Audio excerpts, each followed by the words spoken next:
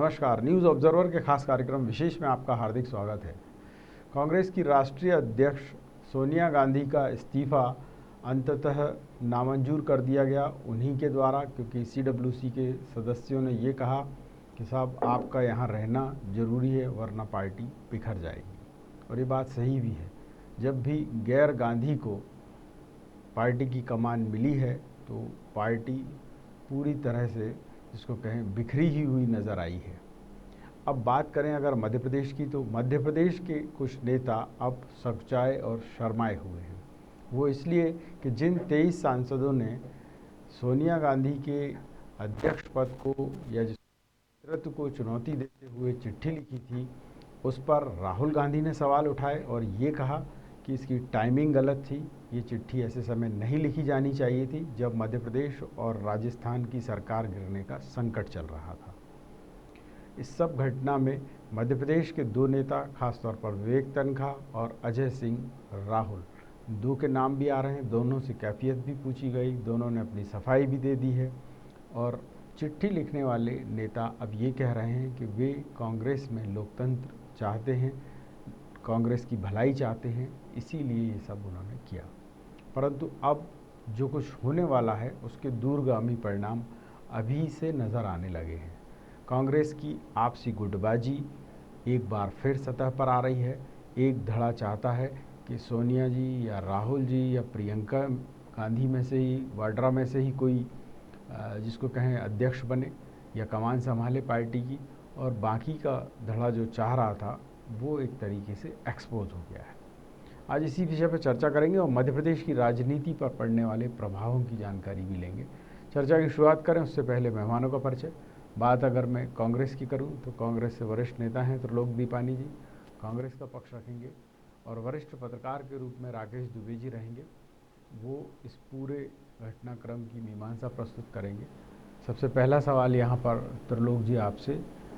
कांग्रेस में कहा तो ये जा रहा था कि इस बार गैर गांधी कोई अध्यक्ष आएगा, परंतु जो कुछ निकल कर आया उसमें तो वही ढाक के तीन पात।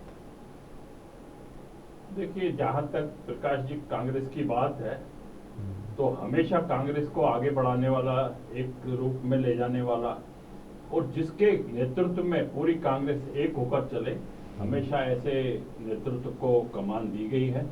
जहां तक जो पिछले लोकसभा चुनाव में कांग्रेस को पिछड़ने के बाद राहुल गांधी ने अपना इस्तीफा दिया था, उनका इस्तीफा आज तक स्वीकार नहीं हुआ है और कार्यवाहक अध्यक्ष के रूप में माननीय श्रीमती सोनिया गांधी जो है अध्यक्ष का कार्यभार संभाल रही थी। लेकिन जो CWC की मीटिंग की गई उसके अंदर कई मुद्दे उठाना थे, लेकिन उसके बाद हमारे जो वरिष्ठ कुछ कांग्रेस जन थे उनकी भावना थी कि जब सोनिया गांधी भी उस पद को छोड़ना चाहती हैं तो एक पूर्णकालिक हमको राष्ट्रीय अध्यक्ष मिलना चाहिए। उसी परिप्रेक्ष्य में वो चिट्ठी लिखी गई थी। इसमें किसी भी प्रकार की गुटबाजी या आपस में वैमनस्यता या विरोधाभास कुछ भी नहीं था, वो सब स्पष्ट हो चुका है। राहुल जी ने भी कहा, जो मैंने कही थी बात वो राजस्थान के संदर्भ में थी और आज की बात नहीं है, वो जिस समय राजस्थान का एपिसोड चल रहा था उस समय की बात है।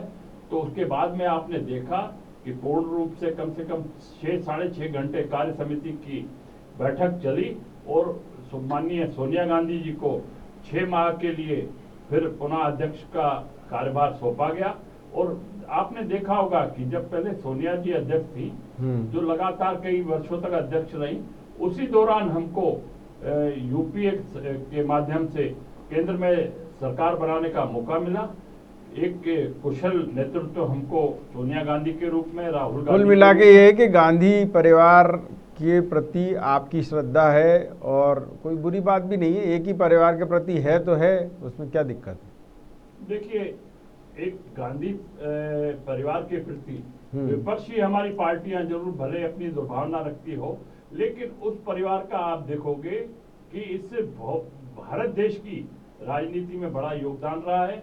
सबसे पहले जो जवाहरलाल नेहरू थे हमारे प्रथम, नहीं वो ठीक है, वो समझ गया मैं, दर्शक भी जानते हैं। मैं तो सिर्फ इतना जानना चाह रहा था कि वाकई आपकी श्रद्धा उन्हीं के प्रति है, बाकी और लोगों के प्रति नहीं है। जैसे गुलाम नबी आज़ाद और इन लोगों ने जो लेटर लिखा था वो मतलब कुछ अतिरेक में लिख दिया था, क्या हुआ क्या था?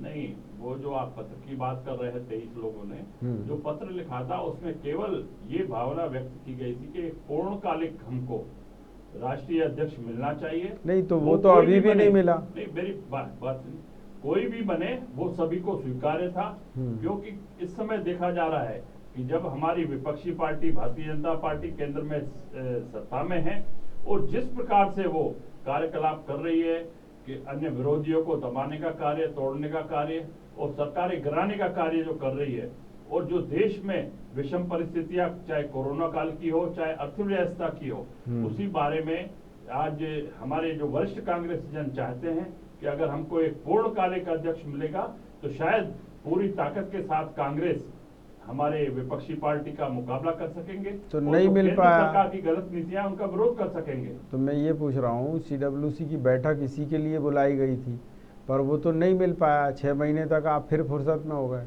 नहीं प्रकाश जी, CWC की मीटिंग तो क्योंकि उनका 1 साल का कार्यवाहक अध्यक्ष के नाते कार्य पूरा हो रहा था और सोनिया जी खुद चाहती थी कि मुझे जो कार्य मुक्त किया जाए और मेरे स्थान पर किसी वरिष्ठ नेता को कांग्रेस की बागडोर सौंपी जाए, लेकिन इस तरह के जो हमारी चुनाव की प्रक्रिया जो चलती है हमेशा, उस प्रक्रिया को नहीं अपनाकर 6 माह के लिए उनको और कार्यवाहक अध्यक्ष का तो ये अच्छा हुआ कि पूर्णकालिक अध्यक्ष नहीं मिला आपको, या ठीक है गांधी जी मिल गई तो वो पूर्णकालिक अध्यक्ष के बराबर ही है? नहीं देखिए, आप जहां तक नेतृत्व की बात है, हाँ। जिस प्रकार से वो पहले भी राष्ट्रीय अध्यक्ष रहते हुए और हमको केंद्र में सत्ता दिलवाई थी, और नहीं वो ठीक है, सुन लिया। के सामने समस्या आती थी या कुछ भी थी, बहुत ही कुशलता पूर्वक उन्होंने उस अपने पद की गरिमा के अनुसार उसको निभाया था। लेकिन वर्तमान परिस्थितियों में ये देखने आ रहा है कि राष्ट्र के लोग, देश के लोग चाहते हैं कि कांग्रेस एक सशक्त माध्यम के रूप में लोगों के बीच में आए और भारतीय जनता पार्टी का विकल्प बने। तो सोनिया जी नहीं कर पाएंगी क्या ये काम? नहीं कर पाएंगी, लेकिन उनका स्वास्थ्य भी कुछ है। चलिए ठीक है राकेश जी, ठीक है। वर्तमान परिस्थितियां बनी है उसमें एक पूर्णकालिक अध्यक्ष मिलता है तो बहुत अच्छा रहेगा। या मैं राकेश जी आपसे जानना चाहूँगा कि ये मतलब कांग्रेस में क्या चल रहा है कि चाहते भी हैं कि कोई समस्या है उसका ऑपरेशन हो जाए, और दूसरी तरफ ढांकना भी चाहते हैं कि नहीं, अगर ऑपरेशन की बात बता दी तो दिक्कत हो जाएगी कांग्रेस में। ये सब चीज़ें क्या चल रही हैं? देखिए, कांग्रेस जिस गांधी के नाम का इस्तेमाल करती है वो गांधी महात्मा गांधी थे, और उन्होंने जो बात उस समय कही थी वो होती हुई अब दिखाई दे रही है। महात्मा गांधी ने कहा था आज़ादी के बाद कि कांग्रेस को ख़त्म कर देना चाहिए, इस पार्टी की अब आवश्यकता नहीं है, क्योंकि कांग्रेस उस समय आंदोलन था। वो आंदोलन बढ़ते बढ़ते अब जिस तरह से जा रहा है, आज देश के अंदर लोकसभा में इतनी कम सीटें कांग्रेस के पास हैं कि वो विपक्ष का नेता तक अपने को चुनवाने में असमर्थ महसूस कर रहे हैं। तो आज देश के सामने विपक्ष कहाँ है, और जिस तरह से अधिनायकवादी ताकतें से भारतीय जनता पार्टी चल रही है, ये भारत के प्रजातंत्र के लिए बेहद बड़ा खतरा है। भारत के में हमारी चुनाव पद्धति सरकार भी चुनती है और प्रतिपक्ष भी चुनती है। कांग्रेस ना तो प्रतिपक्ष बन पाई और ना सरकार बना पाई। प्रतिपक्ष बनती तो कम से कम उसकी सीटें 100 से ऊपर होना चाहिए थी, तब वो प्रतिपक्ष की आवाज़ बनती। मैं जानना चाहूँगा आपसे कि इसका मध्य प्रदेश पर अब क्या असर होने वाला है, क्योंकि 2 लोग यहाँ के भी थे, अजय सिंह राहुल हों या विवेक तनखा हो, इन्होंने भी उस पर साइन किए थे लेटर पर। देखिए, मध्य प्रदेश के बारे में तो राहुल गांधी ने जो कमेंट किया था कि यहाँ नेता सिर्फ आते हैं टिकट के लिए या अपने बेटों को स्थापित करने के लिए। मध्य प्रदेश की स्थिति वही की वही है, सारे लोग अपने बेटों को स्थापित करने वाले हैं। अगर अर्जुन सिंह अभी होते तो शायद राहुल सिंह की ये दुर्दशा नहीं होती। आज राहुल सिंह सिर्फ विरोध की आवाज़ बनने की कोशिश में हैं। विवेक तनखा ने जो बातें उठाई हैं वो इस पत्र को छोड़कर विवेक तनखा ने जो अन्य भी पत्र लिखे हैं वो पत्र प्रजातंत्र को मजबूत करने वाले हैं। और ये जो बात थी वो भी कांग्रेस के अंदर इंटरनल डेमोक्रेसी को कायम करने की बात थी। कांग्रेस में इंटरनल डेमोक्रेसी में एक बार पीवी नरसिम्हा राव जब अध्यक्ष बने तो उनकी क्या दुर्दशा हुई ये सबको मालूम है। हाँ, तो सीताराम सारे के सारे केसरी लोग जी जो का क्या हैं हुआ? हाँ। गांधी परिवार के इर्द गिर्द ही घूमना चाहते हैं। कल भी जो कपिल सिब्बल और गुलाम नबी आज़ाद वाला जो प्रकरण हुआ है वो कांग्रेस में ऐसा पहले कभी नहीं हुआ। आज उस बात को लेकर माइनॉरिटी के लोग ये कहने लगे हैं कि गुलाम नबी आज़ाद की ये दुर्दशा देखकर हम कैसे विश्वास कर लें कि कांग्रेस हमारे साथ है।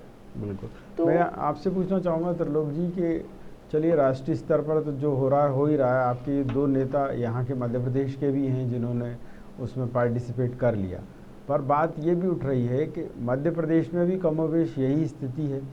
संगठन में अध्यक्ष तो है पर नज़र नहीं आते हैं, लोग मिल नहीं पाते हैं उनसे। विंध्य के दो नेता जिनमें एक तो ये साइन करने वाले भी हैं, वो इसलिए नाराज़ हो गए हैं कि साहब टाइम ही नहीं है आपके प्रदेश अध्यक्ष कमलनाथ जी के पास। देखिए, जहाँ तक मध्य प्रदेश के दो हमारे वरिष्ठ नेताओं के हस्ताक्षर की जो आप बात कर रहे हैं, वो केवल इसी बात के लिए हस्ताक्षर किए गए थे कि सामूहिक नेतृत्व करके एक विचार करके अगर हमको राष्ट्रीय अध्यक्ष मिलता है वो चाहे चुनाव के माध्यम से मिले, क्योंकि उस समय तक कल तक कोई भी ऐसा चेहरा ऐसा नाम एक मत होकर उन्होंने प्रस्तुत नहीं किया था कि हम इसके नेतृत्व में कांग्रेस पार्टी को राष्ट्रीय स्तर पर चलाने के प्रयास करेंगे, या उस पर केवल उनकी भावना यही थी कि कांग्रेस और ज्यादा सक्रिय हो। और उसके बाद जैसे आपने मध्य प्रदेश की बात की, तो माननीय कमलनाथ जी आज दोहरी भूमिका में हैं, क्योंकि उनको नेता प्रतिपक्ष भी बनना पड़ा, क्योंकि इस समय जो वर्तमान में मतलब हाईकमान ने कहा था या आप लोगों ने जिद करी थी कि नहीं बन जाओ सोनिया गांधी की तरह, आप ही सारे पद संभालो? मैं वही बात बता रहा हूँ जी। जो मध्य प्रदेश में परिस्थितियां बनी हैं कि जिस प्रकार से हमारे ही एक कांग्रेस के नेता ने हमको धोखा देकर हमारी पीठ में छुरा भोंककर जिस प्रकार से अच्छे तरीके से चल रही मध्य प्रदेश की सरकार को गिराया था, चाहे वो भ्रष्टाचार के पैसों के माध्यम से हो या किसी भी माध्यम से हो, तो जो कांग्रेस की नीतियां थी कि कांग्रेस चाहती थी कि एक समृद्ध मध्य प्रदेश बने, उसको लेकर कमलनाथ जी बहुत अच्छे तरीके से कार्य कर रहे थे।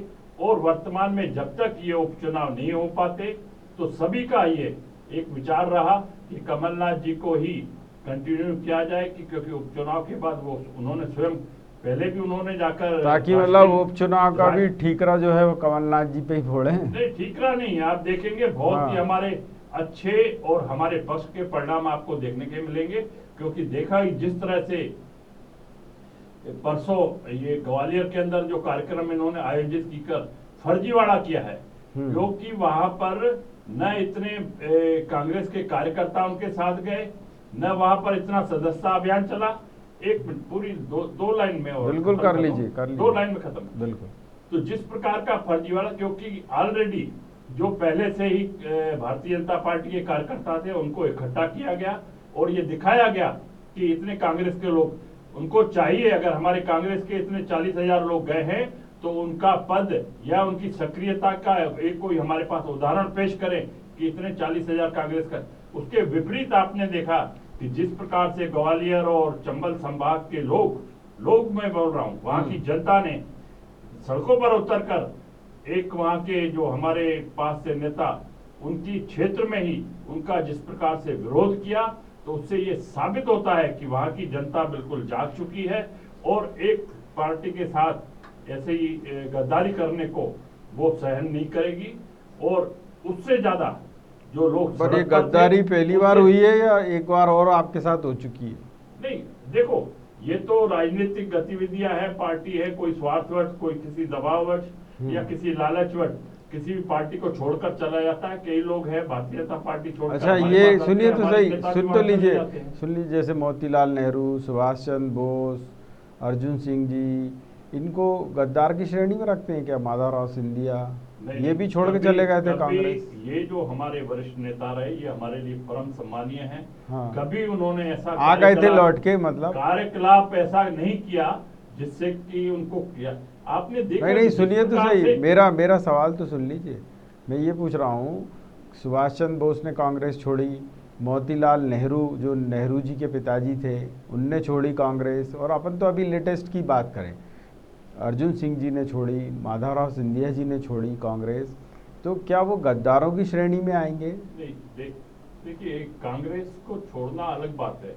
हो सकता है कि घर के अंदर 4 भाई हों, उनमें एक का किसी का विचार नहीं मिलता हो, तो वो अगर परिवार से अलग होकर अगर अपना परिवार बनाता है, लेकिन जिस प्रकार से षड्यंत्र करके भारतीय जनता नहीं, पार्टी इसमें के साथ- षड्यंत्र क्या, आप ही के मुख्यमंत्री तत्कालीन कमलनाथ जी ने ही कहा कि अगर ज्योतिरादित्य सिंधिया जी को उतरना है सड़क पे तो उतर जाएं।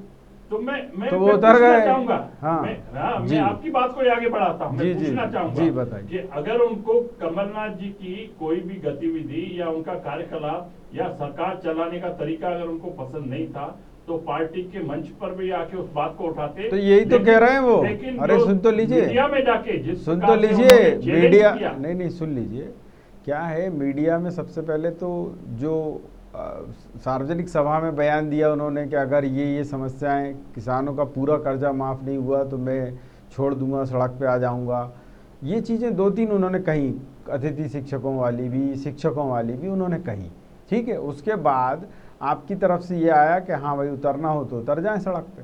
भाई ये बात जब घर का मुखिया होता है, अगर कोई सदस्य नाराज़ है तो उसको मनाने की कोशिश करते हैं कि और 2 लठ जड़ दो उसमें ताकि वो अलग ही हो जाए। देखिए प्रकाश जी, जिस प्रकार से हाँ, हमारे माननीय कमलनाथ जी ने मुख्यमंत्री रहते हुए 22 हम्म। लाख किसानों का कर्जा माफ किया, क्योंकि टोटल 55 लाख किसानों को 2 चरणों में 22 लाख किसानों का कर्जा माफ किया।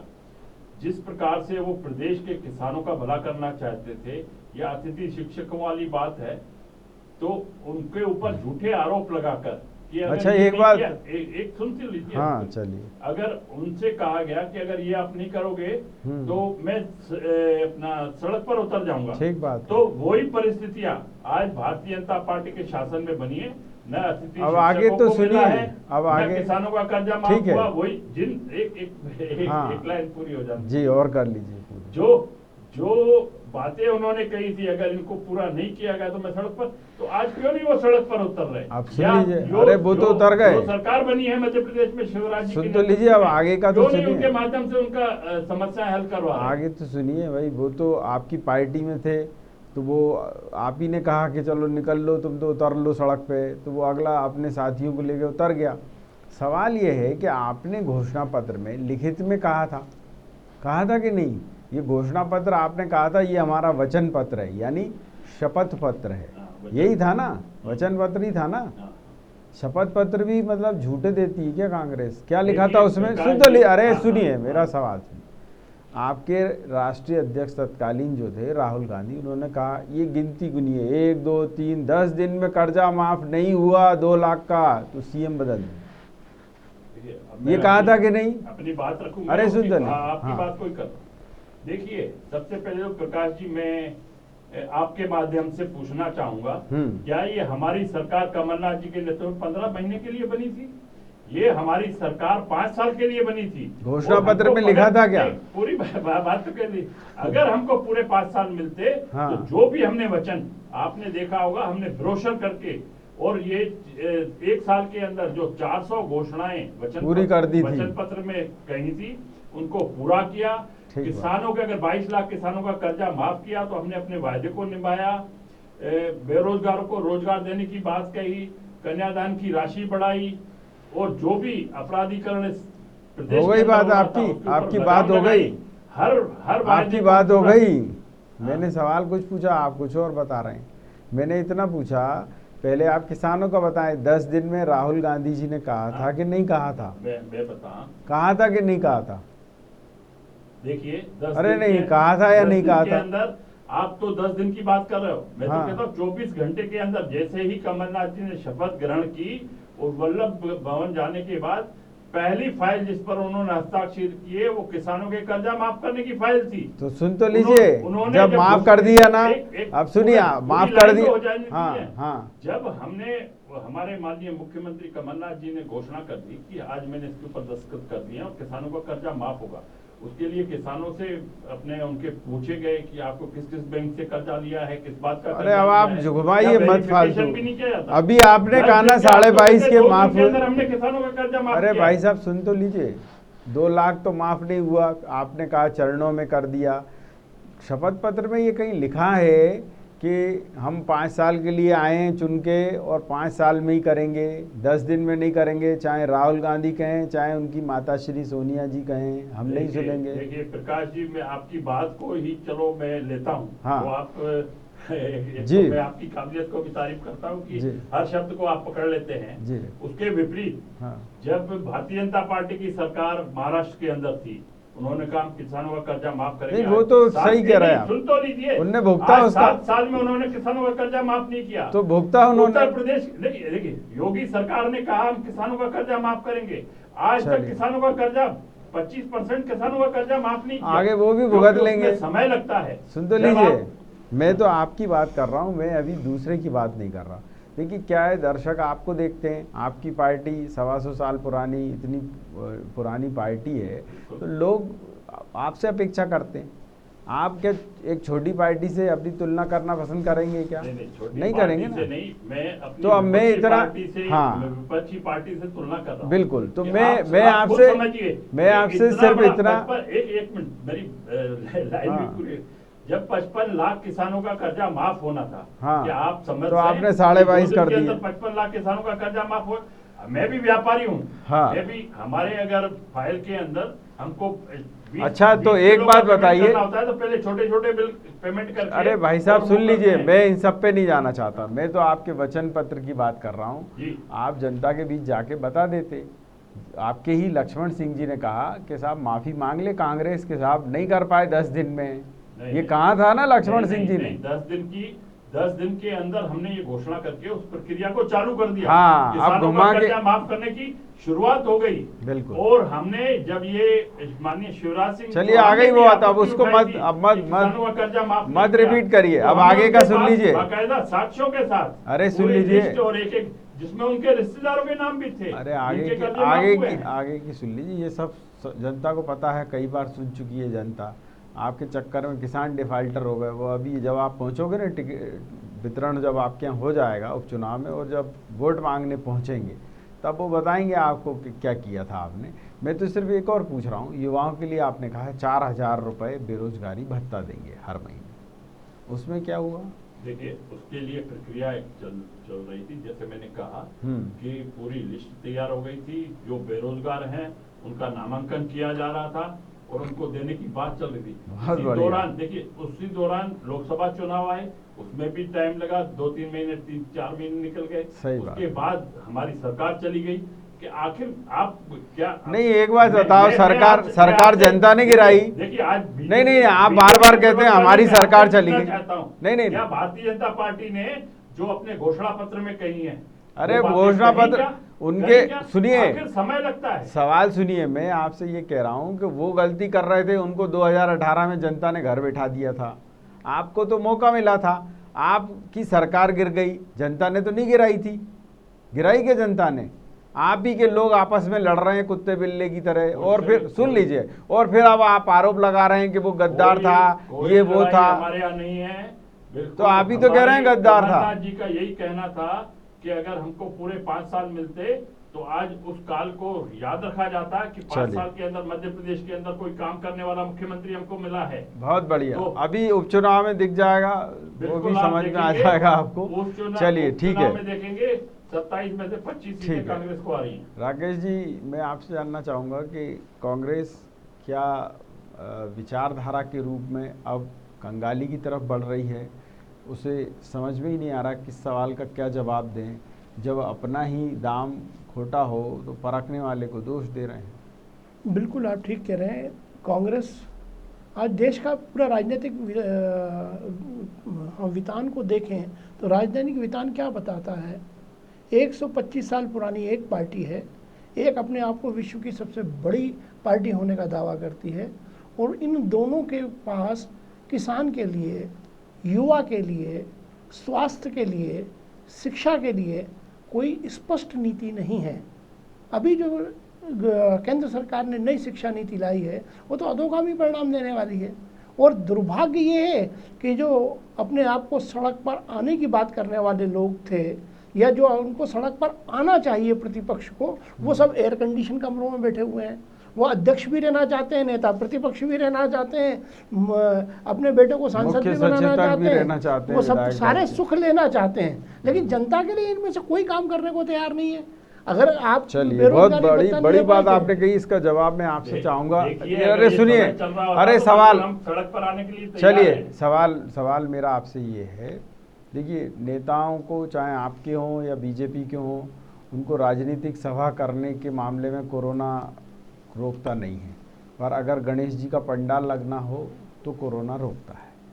मैं आपसे ये पूछना चाहता हूँ कि जब इतना बड़ा एक धार्मिक पर्व आया, कांग्रेस की तरफ से क्यों नहीं मंडल स्तर पर, जिला स्तर पर, प्रदेश स्तर पर विरोध हुआ कि भाई ये मतलब हो क्या रहा है, कोरोना क्या सिर्फ गणेश जी के लिए ही है, बाकी और किसी के लिए नहीं है? देखिए प्रकाश जी, आज बीजेपी के साथी नहीं है, ये सवाल तो उनसे पूछना चाहिए, फिर भी मैं कहता हूँ नहीं, मैंने तो जिस उनको भी प्रकार दोषी से ठहराया है। केंद्रीय सरकार ने गाइडलाइन बनाई है, हाँ, अगर उसका अनुपालन ये करने के लिए सरकार सक्षम नहीं है या कलेक्टर एसपी उसको पालन नहीं करा पाते हैं, तो इसमें केवल भारतीय जनता पार्टी का स्वार्थ देखिए किस प्रकार से उन्होंने कोरोना काल में जो ये आयोजन किया, जिसके अंदर वो इतने हजारों की संख्या में उपस्थित हुए, न सोशल डिस्टेंसिंग वहां पर थी, जो शारीरिक दूरी होना चाहिए न वो थी, न किसी के ऊपर मास्क पहना हुआ था, जो मंच पे नेता लोग थे उन्होंने भी उसका पालन नहीं किया, तो आखिर इस बात के दोषी कौन है? भारतीय जनता पार्टी के लोग। जब हाई कोर्ट ने उस बात पे आपत्ति ली है और वहां की जो शासन है, जिला प्रशासन है, उससे पूछा है कि किस प्रकार से आपने उनको अनुमति दी, क्योंकि अगर आप ऐसे कोरोना काल में जो विश्व स्तर पे चल रहा है, अगर उसमें आप अगर नियमों का पालन नहीं करोगे तो आखिर किसका दोष?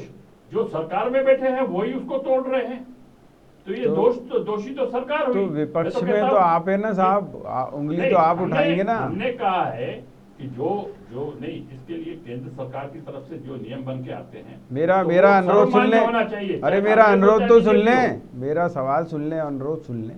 हाँ। क्या कांग्रेस के प्रदेश अध्यक्ष कमलनाथ जी राज्यपाल के पास एक डेलीगेशन लेकर गए कि भाई साहब ये देखो यहाँ धज्जियाँ उड़ रही हैं? बिल्कुल, हमारे नेता लोग गए हैं, कहाँ गए? एक भी नहीं गया राज्यपाल के पास। संभाग की जनता भी हाई कोर्ट में गई है और हाई कोर्ट के संज्ञान में ये बात लाई गई अरे है। हाई कोर्ट और नहीं, उन्होंने- मैं अभी आपने ही संवैधानिक बात कही, तो संवैधानिक अगर कोई भी गड़बड़ी होती है तो तत्काल राज्यपाल से शिकायत की जाती है। तो नहीं, आपसे मेरा आग्रह बार बार हमारे है कि जो- कोई नहीं गया आपके यहाँ जो से। हमारे वहाँ पर नेता लोग बैठे हैं और हमारे जो मुख्य प्रवक्ता वहाँ के ग्वालियर चंबल संभाग के माननीय के अरे ये खाली ग्वालियर की बात उन्होंने थोड़ी भी है, वहाँ ये पर तो आवेदन देकर पूरे इस पे प्रदेश आपत्ति की बात जताई है। और एसपी और कलेक्टर के ऊपर कार्रवाई करने की बात कही है। मैं और जो तो- शासन ने जो खुद रहकर उल्लंघन किया है उनके ऊपर भी कार्रवाई होना चाहिए। नहीं, आपका कहना बिल्कुल 100% सच है, पर देखिए क्या होता है, जनता आपसे अपेक्षा करती है कि अब आप विपक्ष में हो, तो आपने जिनको कहा था सड़क पे उतर जाओ, वो तो सड़क पे उतर के निकल लिए अपने सिंहासन पे।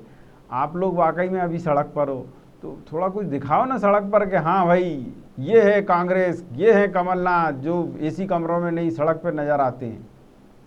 नहीं, अगर ऐसी परिस्थितियां बनेगी, हमको शासन प्रशासन अगर छूट देगा तो निश्चित रूप से आप चलिए। समझिए कि कांग्रेस आज मतलब विपक्ष इसके की लिए लड़ाई, भी- जनता की लड़ाई लड़ने के लिए, सड़क पर उतरने के लिए इसके तैयार लिए है। भी मतलब ऐसा प्रशासन अनुकूल- आपको हथेली ऐसा लगाए कि अनुकूल चलो अगर भाई माहौल साहब बनता है आंदोलन करो। और हमें इजाजत मिलती है तो निश्चित रूप से हम सड़क पर उतरकर देश की जनता के लिए, प्रदेश की जनता के लिए हम ये लड़ाई लड़ेंगे।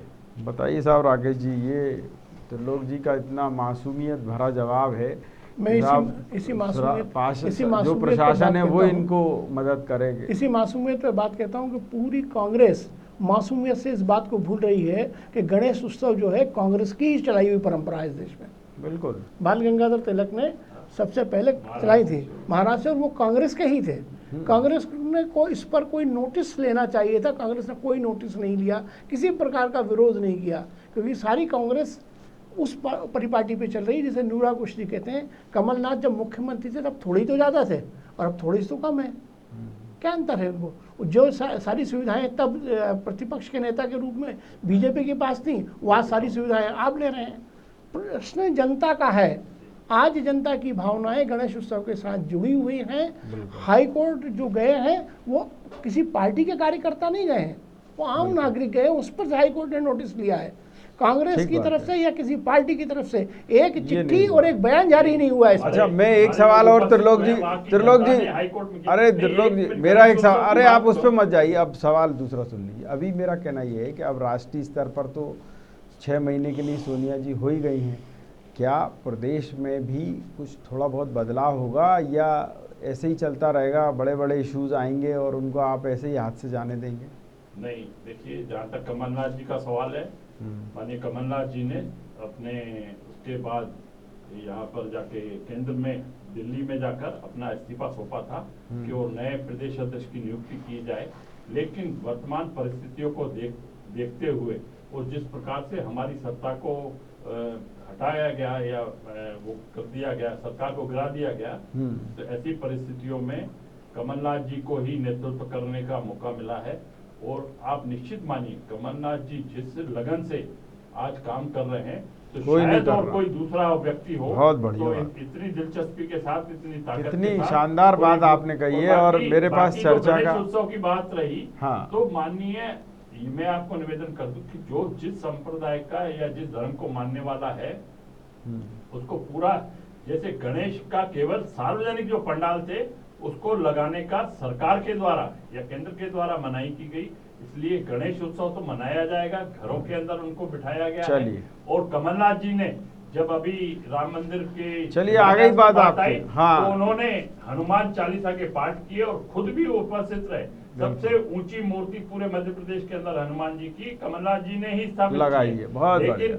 लेकिन चलिए, हो गई कशीदाकारी, हो गई हो, धर्म का पालन करता है तो उसको सांप्रदायिक बता दिया जाता है। नहीं, कोई सांप्रदायिक नहीं है जो धर्म को आधार मानकर चलती है। चलिए, मेरे पास चर्चा का इतना ही समय था।